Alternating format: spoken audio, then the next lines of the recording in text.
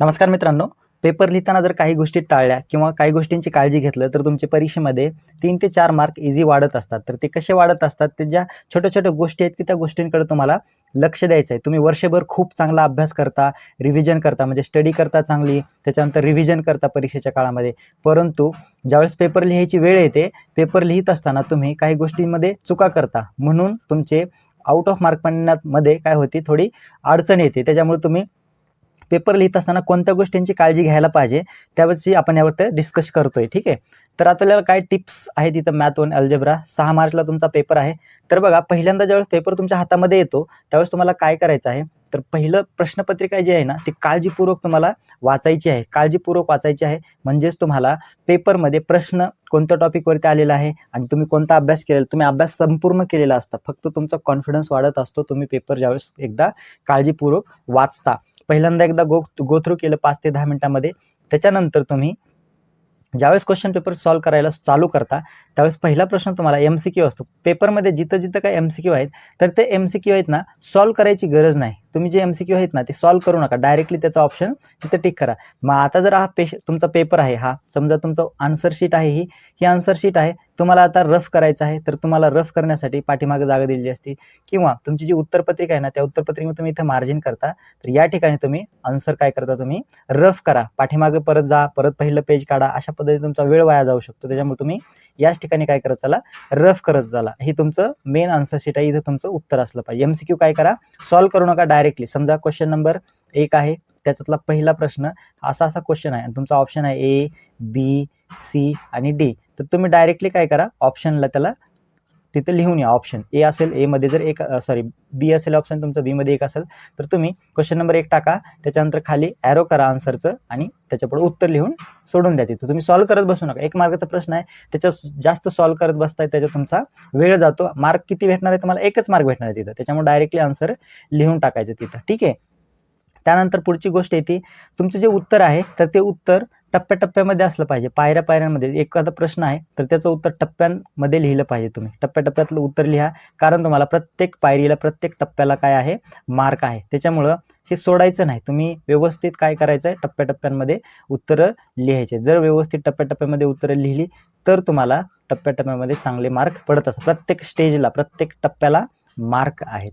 ठीक आहे. पुढचा अंतिम उत्तरामध्ये एकक लिहायचे तुम्हाला, म्हणजे जे फायनल आन्सर आहे तुमचं, तुम्ही पूर्ण हे सॉल्व्ह केलेलं आहे आणि तुमचं हे आन्सर आहे ना, द एरिया ऑफ जे काय असेल ते तुमचं उत्तर. तर त्या उत्तराला तुम्ही काय करा, हे अशा पद्धतीनं बॉक्स करायला विसरू नका. आणि त्याच्यानंतर जे उत्तर आहे, जे प्रश्नामध्ये एकक दिलेलं आहे, मीटर असेल, त्याच्यानंतर सेंटीमीटर असेल किंवा चौरस असेल, चौरस मीटर असेल, चौरस सेंटीमीटर असेल किंवा किलोमीटर असेल, तर याच्यामध्ये तुम्हाला काय करायचं, हे एकक लिहायला विसरायचं नाही. आणि लिहिलेल्या एककाला किंवा लिहिलेले जे फायनल आन्सर आहे त्या आन्सरला तुम्ही असं बॉक्स करा.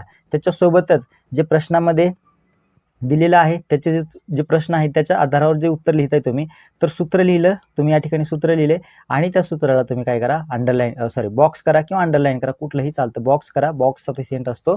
बॉक्स केला, हे तुमचं सूत्र आहे. मध्ये तुम्ही तुमची मांडणी व्यवस्थित केलेली आहे प्रश्नाची. त्याच्यानंतर फायनल आन्सर येतो तुमचं, फायनल जे आन्सर आहे तर त्या फायनल आन्सरला सुद्धा तुम्ही काय करा, बॉक्स करायला विसरू नका. म्हणजे काय होईल, जो पेपर चेक करतो, जे सर पेपर चेक करतात ते सर तुमचं हे काय बघतात, सूत्र बघतात. त्याच्यानंतर ही मांडणी ती सूत्रानुसार आलेली आहे का ते चेक करतात आणि त्यानंतर फायनल आन्सर चेक करतात. सूत्राला अर्धा मार्क असतो, म्हणजे प्रत्येक स्टेजला मी सांगितलं तुम्हाला अर्धा मार्क त्या ठिकाणी देत असतं. सूत्र लिहिलं तुम्ही, सूत्र लिहिले स्पष्ट दिसते मला, मी चेक करतोय, तिथं तुम्हाला अर्धा मार्क देऊन जातात. त्यानंतर फायनल आन्सर त्यांच्याकडं असतं, त्याला अर्धा मार्क भेटतो. मग मांडणी ते चेक करतात आणि सगळं व्यवस्थित चेक होतं बरं का. मी म्हणत नाही की चेक नाही होत, फक्त हे चेक होतं, हे चेक होतं, असं काहीच नाही. सगळं व्यवस्थित चेक होतं आणि प्रत्येक स्टेजला तुम्हाला डिफरंट मार्क असतात. ठीक आहे. त्यामुळं स्टेजेस व्यवस्थित फॉलो करा. ठीक आहे. मग आता काय करायचं, आपल्याला सूत्रे लिहायचे आहेत व्यवस्थित. प्रश्न जो आहे त्याच्यानुसार सूत्र लिहा, त्याला बॉक्स करा, उत्तराला बॉक्स करा.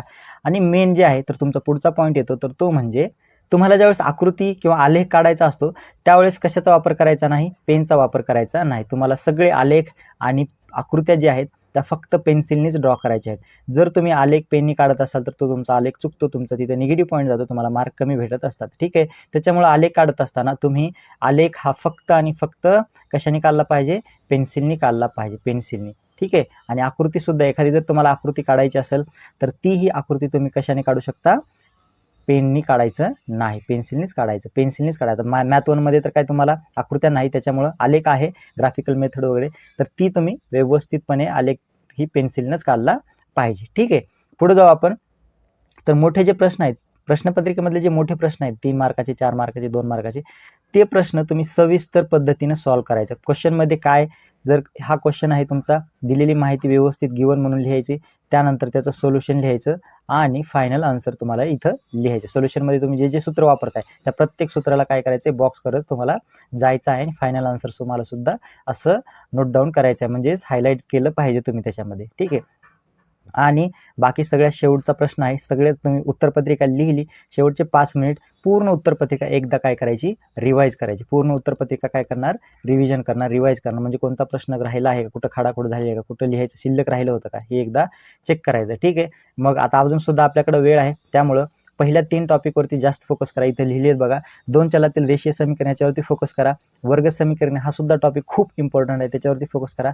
सांख्यिकी, हे 3 टॉपिक तुमचे, मी कालच सांगितलं तुम्हाला, विथ जर ऑप्शन आपण पकडलं तर 36 मार्क ह्या 3 टॉपिकवरती येतात आणि राहिलेले जे काही मार्क आहेत आहे ना, तर ते सगळे अंकगणितीय श्रेणी, संभाव्यता, अर्थनिधी, सगळ्या टॉपिकवरती प्रश्न येतात परीक्षेमध्ये. सगळ्या, मी म्हणत नाही की फक्त त्या 3वरच येतात, हे सगळे टॉपिक तुम्हाला चांगल्या पद्धतीनं करायचं. आणि करत असताना प्रत्येक टॉपिकमध्ये, आता एखादा टॉपिक आहे 2 चलातील रेषीय समीकरणे, रेषीय समीकरणाचा हा जो टॉपिक आहे, तर त्या टॉपिकमध्ये जर 5 मेथड दिली असते इक्वेशन सॉल्व्ह करण्याच्या, जर 4 मेथड दिलेले आहेत तुम्हाला 4, तर प्रत्येक इलिमिनेशन मेथड असेल, त्याच्यानंतर सबस्टिट्यूशन मेथड असेल, त्याच्यानंतर ग्राफिकल मेथड असेल, किंवा क्रेमर रूल असेल, हे ना, अजून काय निश्चयक असेल, डिटर्मिनंट असेल, हे सगळे एक्झाम्पल्स तुम्हाला सॉल्व्ह करता आले पाहिजेत. हे सगळ्यांचे एक एक्झाम्पल सॉल्व्ह करायचे. आणि सॉल्व्ह करत असताना ह्यांच्यामधला हार्डेस्ट हार्ड, म्हणजे अवघडातला अवघड एक्झाम्पल काय करा, सॉल्व्ह करा. पुस्तकातले असू द्या, प्रॅक्टिस सेटमधले असू द्या.